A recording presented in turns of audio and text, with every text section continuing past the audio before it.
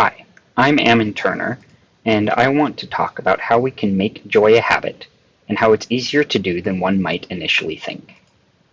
One of my favorite verses of Scripture is a very short verse from 2 Nephi chapter 2. Verse 25 reads, Adam fell that men might be, and men are that they might have joy. I've always found this verse to be inspiring. The idea that we as humans are here to have joy. I think I've found, through studying several interesting books, a secret to getting more joy out of life. That is by making joy a habit. How can you make choosing joy a habit, though? Well, you can start with the simple act of cleaning your room. Okay. It is a little more complicated than that. In reality, you aren't just going to be cleaning your room. You are going to be choosing the things that you own that make you feel joyful. Eventually, that will spread to other things like relationships or jobs, but you start with the stuff that you own. I came to understand how all this works when I read the book, The Life-Changing Magic of Tidying Up, The Japanese Art of Decluttering and Organizing by Marie Kondo. In her book, she describes a method that she teaches to her clients to help them put their homes in order. She describes how many of these people not just put their homes, but their entire lives in order as well. Her system is quite simple, but I believe that it builds up a powerful force in the brain to make people choose joy almost compulsively. She has her clients start by deciding how they want to use their living space. As living space in Japan is at somewhat of a premium, it's fairly important to have a plan and to use space effectively. She recommends visualizing and writing down the life you want to live. While that isn't strictly necessary for making joy a habit, as I'll get to later, it is good practice to see if you are making progress toward the life you want to live, and it might help you see how you change over time as you live the life you visualize. She then begins to describe her method to organizing your home. The KonMari method is, as she calls it in her book, is a method of going through all the objects that you own and choosing what things you want to keep. It starts with clothing, then moves through books, miscellaneous items, or komono, as she calls it, and finally the objects that are fairly sentimental. One thing she is very firm about is that you need to do all of them. She recommends taking all of your clothing from anywhere in your house and making a pile in one room, then going through it one by one and choosing.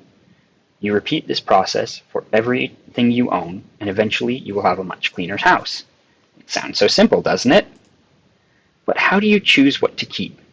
As you pick up each item and you look at it, hold it in your hands, maybe try it on, you ask yourself one simple question. Does this spark joy? As you hold the item you're considering, you ask, do I feel joy when I interact with this item?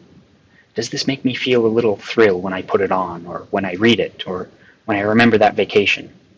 If it does, you keep it. If not, you thank it for providing its services. You thank it for, at one time or another, letting you feel joy, and then you let it go. You repeat this process over and over, and eventually your life will start to change.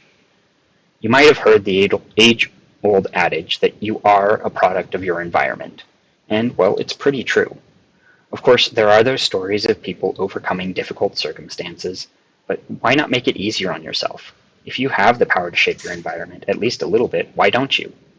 Now, you may be asking, you said at the beginning that you can make joy a habit, and I guess if you do this whole process of asking, do I feel joy, and does this thing and do I feel joy with this thing and whatnot, then I guess it might be a habit, but can cleaning my house really make choosing joy such a habit that I'll have more joy at work and in my relationships?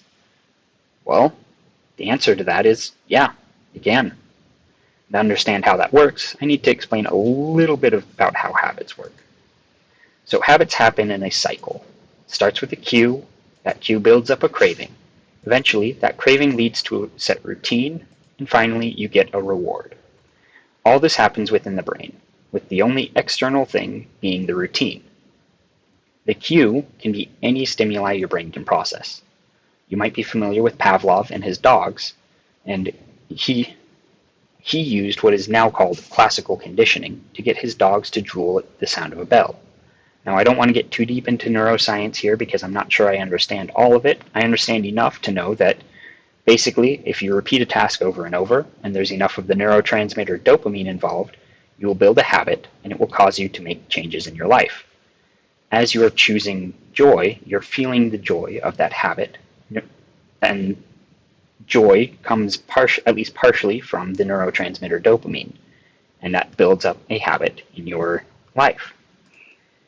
So, and as you're choosing these things that help you feel joy, as you choose these things, you'll arrange your house in a way that will bring you joy, and eventually that will lead to a life filled with joy. You will find that after you've built up a habit of choosing the objects that spark joy, that it will begin to bleed over into other areas of your life.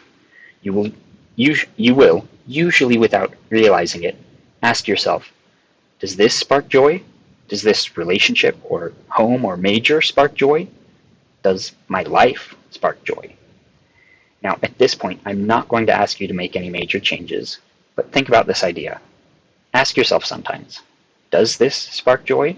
And see where it starts to lead you. As you see where this line of thinking can lead, I want to share a quote with you. A quote from the author Brandon Sanderson from his book Oathbringer, which is the third book in the Stormlight Archive. The quote goes, "The most important step a man can take, it's not the first one, is it? It's the next one. Always the next step." So, what is your next step? I hope this presentation has been thankful. I would highly recommend picking up a copy of The Life-Changing Magic.